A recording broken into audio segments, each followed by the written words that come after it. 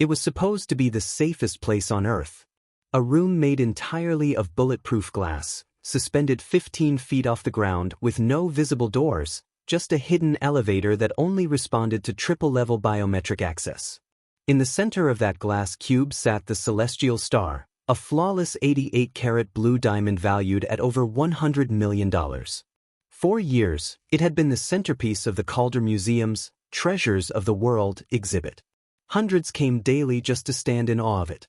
Security was layered like an onion. Pressure-sensitive flooring. Motion-detecting lasers. A rotating team of 6 guards, plus a surveillance room equipped with 4K streaming, thermal imaging, and an AI algorithm trained to recognize the slightest anomaly. Some even joked it was more secure than Fort Knox. But on a warm Saturday afternoon in July, everything changed. At precisely 2:44 p.m., during peak visitor hours, the celestial star vanished. There was no broken glass. No alarms. No signs of forced entry. The surveillance feed showed the diamond shimmering under museum lights just seconds before. Then, without any noticeable movement or interruption, it was simply gone. Panic spread through the museum. Guards locked down every exit. Helicopters circled overhead.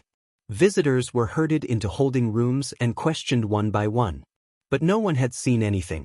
Not even the live feed showed a single suspicious moment.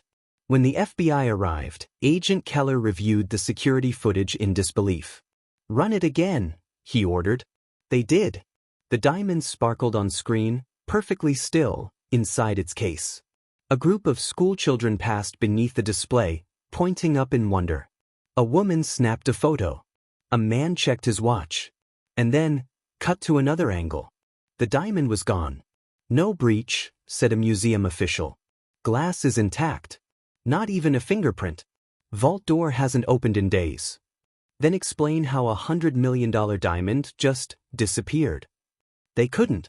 2 hours later, a message landed in the FBI's inbox. No name. No traceable IP. Just a single line of text. "Thanks for keeping my diamond safe. LV." The initials sent a chill down Agent Keller's spine. He knew exactly who it was. 3 miles away, in a forgotten brownstone at the edge of Brooklyn, a man in his late 20s leaned back in a worn leather chair. His dark hair was disheveled, but his sharp eyes flickered with satisfaction. The glow of multiple monitors lit up his face as he reviewed the footage he had doctored himself weeks before. Lucien Vale. 27 years old. A ghost to most people, a legend to a few. 5 years ago, Lucien had been the rising star of MIT's optical engineering program. Known for his groundbreaking work in adaptive projection, light manipulation, and quantum reflection, he was being courted by tech giants and government agencies alike. But then, something snapped. He tried to patent a military-grade cloaking technology, something he had developed under a government-funded research grant, under his own name. The patent was denied. His funding was pulled. And just like that, Lucien disappeared. Rumors swirled. Some said he was working underground for private defense firms. Others believed he was dead. But in truth, Lucien had been working on one thing, the perfect crime. Stealing the celestial star wasn't just about the money. It was about proving a point. That the illusion of security was exactly that, an illusion. Lucien had been planning the heist for nearly 2 years. He rented a small office across from the museum, installed custom lenses to study the light patterns inside the glass room, and monitored the guards' shift changes down to the second. He even studied the museum's AI detection software, analyzing how it reacted to different stimuli, temperature, motion, reflection. But the key to his plan wasn't force or stealth. It was deception. 3 months before the theft, Lucien hacked into the museum's internal camera feeds. Not to erase footage, but to overlay it. Using his own proprietary projection system, he fed a real-time holographic loop into the museum's display, synced perfectly with the diamond's idle state. The AI never detected a thing. Then came the extraction. Lucien's tool of choice? A custom-built micro-drone, no larger than a mosquito, equipped with shape memory arms, a micromagnetic suppressor, and adaptive camouflage. It operated silently, guided by a laser grid Lucien mapped himself. At 2:44 p.m., while the looped footage played seamlessly, the drone accessed a nearly invisible maintenance slit in the vault's underside, a slit only Lucien knew existed thanks to construction blueprints he stole from the original design firm. The drone retrieved the diamond with surgical precision. In less than 10 seconds, it was back inside the air vent that led to the janitor's closet, where Lucien retrieved it later, walking out of the museum wearing nothing but a custodian's uniform and a smirk. No alarms. No suspects. No evidence. A perfect crime, executed in broad daylight. Now, Lucien held the diamond in his gloved hand, turning it slowly under a beam of polarized light. The facets scattered a rainbow across the ceiling. It was beautiful, timeless, untouchable, until now. He placed the diamond into a lead-lined case, locked it, and set it inside a climate-controlled safe built into his desk. On the screen above him, he watched the museum's press conference unfold. Officials looked rattled. Reporters shouted. No answers. No leads. He smiled. This was the beginning. But even as he basked in his victory, Lucien didn't notice the faint red dot blinking in the upper corner of his monitor. A dot that hadn't been there before. Someone was watching him. And they had just activated record. The museum's security team was in shambles. Dozens of experts combed the surveillance footage frame by frame, looking for anything, any flicker, shadow, or reflection that might reveal how the celestial star vanished. But there was nothing. Every second had been accounted for. No footage had been erased. The AI monitoring system never detected an anomaly. FBI agent Keller leaned on the edge of the command center desk, staring at a high-resolution still of the glass vault, frozen at the exact moment the diamond disappeared. "I've never seen anything like it," he muttered.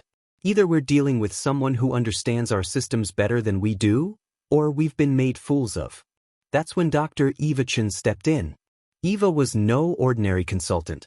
She was a physicist with a background in optical engineering and data forensics, known for exposing multi-million-dollar art frauds using spectral imaging.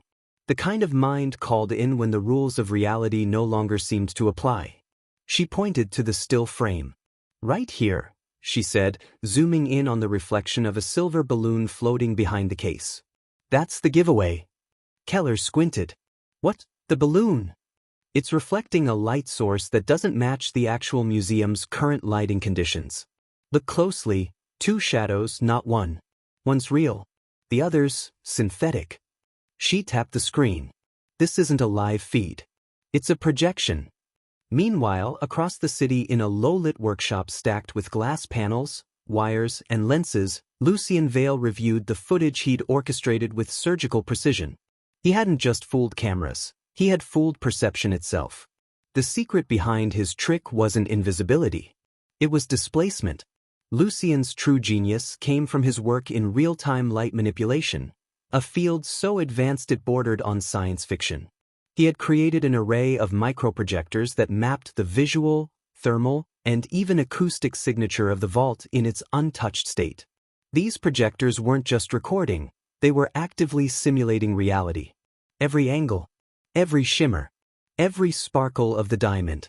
To the human eye, and more importantly, to the museum's AI security, the vault looked untouched. Even thermal cameras were deceived. Lucien used thin graphene strips embedded in the glass panels to emit controlled heat signatures, simulating the infrared glow of the diamond and its surroundings. The guards might as well have been watching a movie playing in real time. And the cameras? He never hacked them directly. That would have triggered an alert. Instead, he tapped into the fiber optic line upstream, replacing the signal with his looped simulation feed just before it reached the security room. The guards were looking at the past, not the present. A perfect illusion.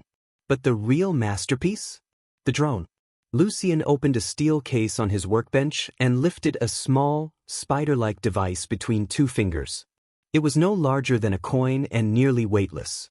At first glance, it looked fragile. But the shell was made of boron-infused carbon fiber, and its legs were equipped with shape memory alloy joints, metal that remembered its shape when activated by electrical currents. Inside the core was a magnetic pulse generator calibrated to disrupt the tiny field surrounding the diamond's base, just enough to disable the case's pressure sensors for a brief window of time.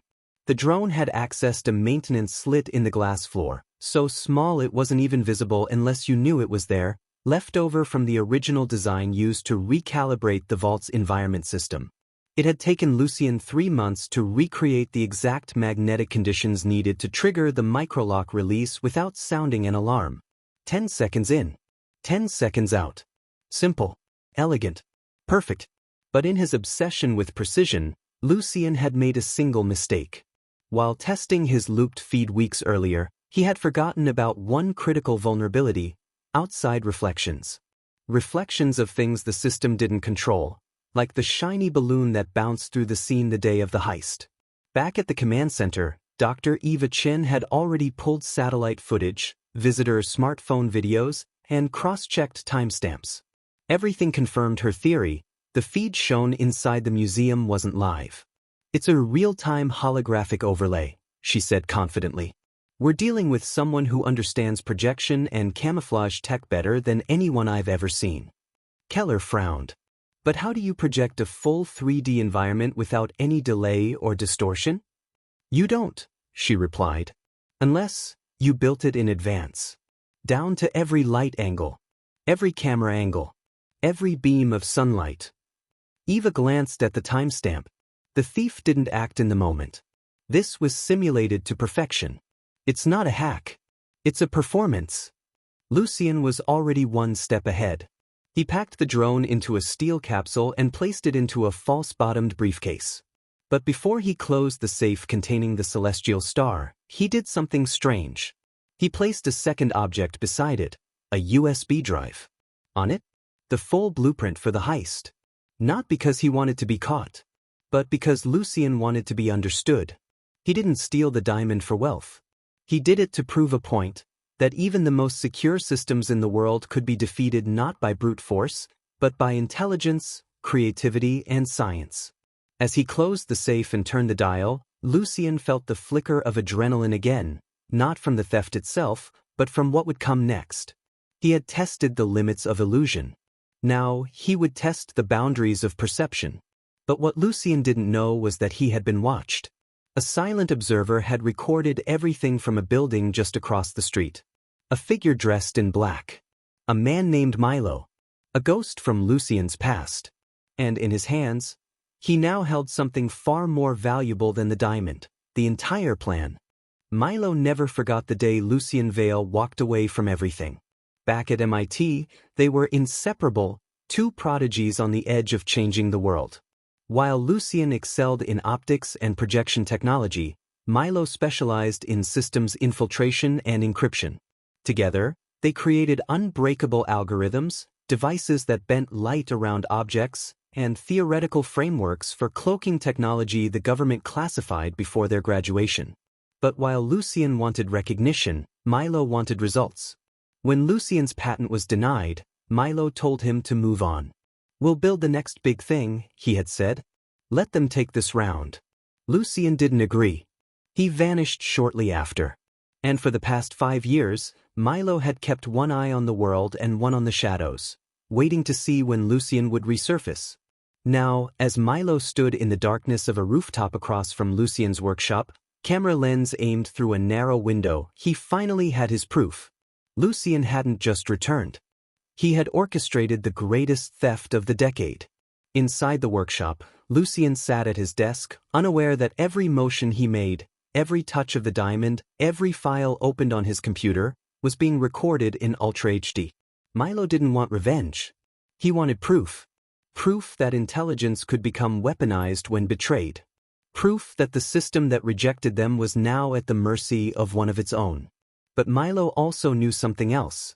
Lucien wasn't finished. The USB drive Lucien placed beside the celestial star in the safe wasn't a trophy. It was a breadcrumb. A dare. And Milo had cracked enough of Lucien's patterns to know what came next. Back at his own apartment, Milo loaded the footage onto a secure server and began his analysis. Frame by frame, he reconstructed Lucien's holographic projection rig, mapped the stolen construction blueprints, and reverse-engineered the magnetic drone's timing sequence. He even recreated the light refraction loop from the surveillance footage. The deeper he dug, the more disturbing the picture became. Lucien hadn't just built a projection loop. He had simulated time. Every reflection, every reaction, every flicker of human motion. He wasn't masking reality, he was rewriting it. Meanwhile, the FBI closed in on their own lead. Using Eva Chen's thermal anomaly theory, Agent Keller ordered a full rescan of the Calder Museum's HVAC schematics. That's when they found it, an undocumented maintenance duct leading from beneath the vault to a service closet 3 floors down. Inside, wedged between cleaning supplies, they found a faint magnetic residue on the metal shelf, traces of something small, metallic, and recently moving. No prints, Keller muttered, staring at the results. But someone got in and out. And then Eva made another discovery. In the archived security footage, specifically in the handheld videos captured by visitors, they noticed a strange moment. At 2:44 p.m., just as the diamond vanished from the vault, a janitor passed by the lower level. Head down, gloves on, pushing a cart with one hand while scratching his neck with the other. Both hands were visible, but the ID badge on his chest wasn't. And stranger still? That janitor had never clocked in. Facial recognition came back with no match. "We've got our guy," Keller said. But no idea where he went. Eva stared at the footage, brows furrowed. You don't get that precise with timing unless you've practiced this dozens of times. Keller raised an eyebrow. "You saying this isn't his first job?" "I'm saying," she replied, "this might not even be the job." That night, Lucien stared at the news feed. The media was calling it the phantom theft. Pundits speculated it was an inside job. Others believed it was AI hacking gone wrong. But none could explain how the most secure vault in the country had been emptied without a single sensor being tripped. Lucien closed the browser and leaned back. He felt the pressure of the diamond against his ribs, still hidden inside the jacket's inner lining. It wasn't just a gem, it was a statement. But as he reached for his drink, his laptop screen blinked. An alert.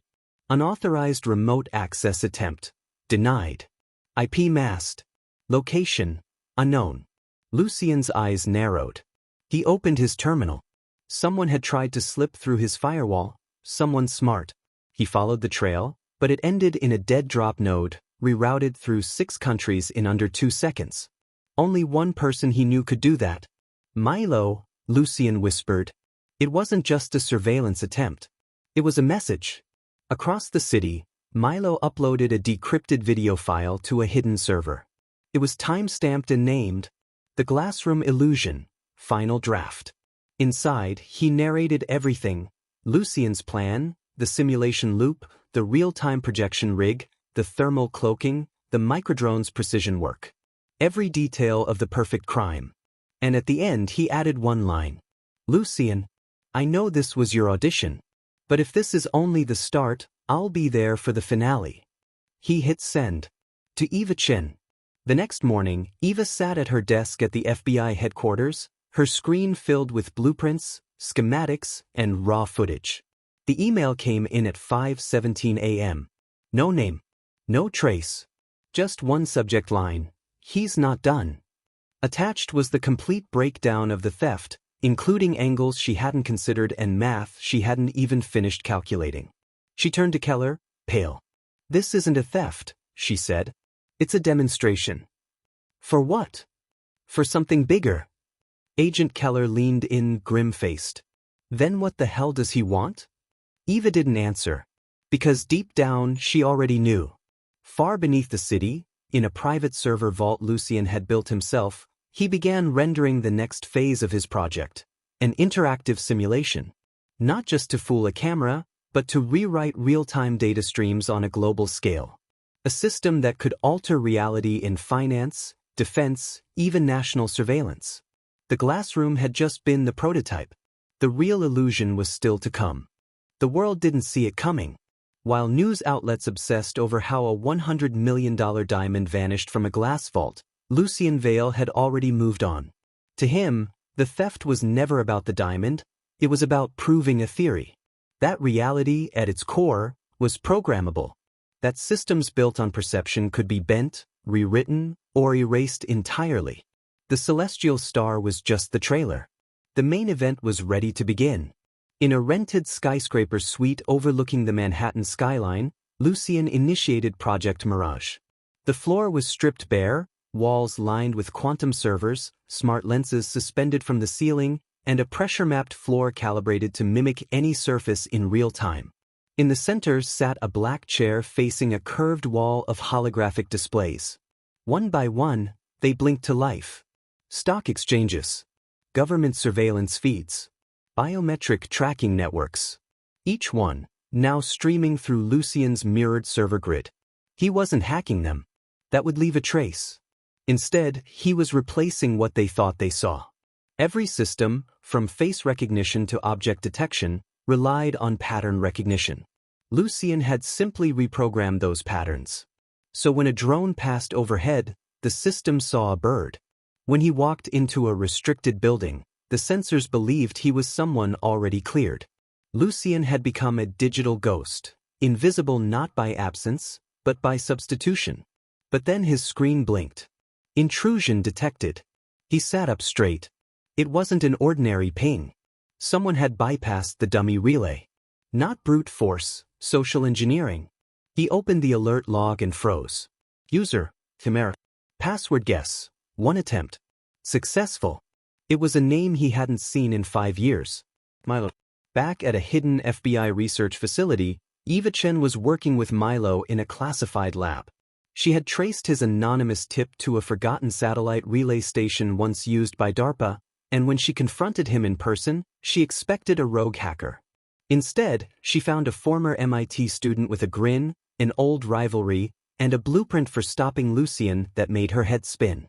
Milo had already reverse-engineered Lucien's Mirage code. What he proposed was bold, not to shut it down, but to mirror it back. Think of it like flipping 2 mirrors at each other, he said.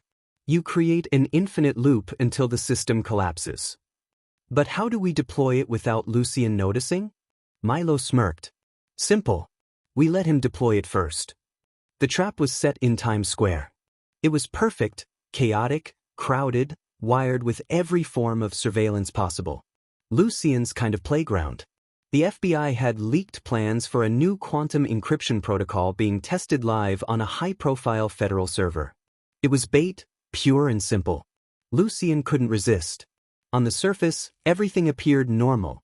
Tourists snapping selfies, LED billboards looping ads, NYPD drones hovering discreetly. But underneath, a second reality pulsed. The FBI's dummy network broadcasted false biometric data across multiple systems, feeding Lucien's Mirage AI the one thing it couldn't process: conflicting truths. At exactly 2:17 p.m., Lucien launched the breach. He didn't even have to be there physically. His proxy bot, a humanoid drone wearing a synthetic mask and thermally matched clothes, walked through the crowd like any other pedestrian. To every security feed, Lucien was invisible. Until he wasn't. Suddenly his system glitched. The projections started stuttering. Heat maps blinked erratically. Facial scans began looping. And then, everything froze. Lucien's command screen went dark. One line appeared. Game recognizes game. Milo. Across Times Square, a hologram activated above the giant display screen. It wasn't an ad. It was a live feed of Lucien's drone, now standing completely exposed, no longer masked by the Mirage system. People gasped. Security agents moved in. But when they arrived, the drone exploded into a fine powder of reflective particles. A decoy. Back at his suite, Lucien stood in silence. He'd been outplayed. He hadn't expected Milo to team up with the FBI. He hadn't thought his own code could be mirrored, inverted against him. For the first time, Lucien felt something unexpected. Respect. 2 weeks later, Eva sat on a bench overlooking the East River with Milo. Think he's gone for good? She asked. Milo leaned back. He's not the vanish type. He'll be watching. You think he'll try again? Milo gave a half smile. He doesn't need to. He already proved his point. She nodded slowly, gazing out across the water. We've entered a new era, haven't we? Not new, Milo said. just finally catching up to the ones who were always a few moves ahead. Somewhere in Berlin, Lucien watched the same Times Square footage. He'd already erased all traces of Mirage, buried his servers in offshore dead zones, and scattered his drones into 100 black market channels. He had nothing to hide now. He had no need. Because Lucien understood something deeper than winning or losing. He had rewritten the rules. The world would never again trust what it saw without questioning it. And somewhere inside a fresh vault, designed not with walls, but with code, sat the celestial star. Silent. Untouchable. Until the day he decided it wasn't. Narration voiceover. What do you see when you look at the world? Is it real? Or just a reflection crafted by someone smarter, someone hiding in plain sight? This was The Glassroom Illusion, a story of science, deception, and the power of perception. Subscribe to the Mastermind stories for more perfect crimes, crafted by genius minds.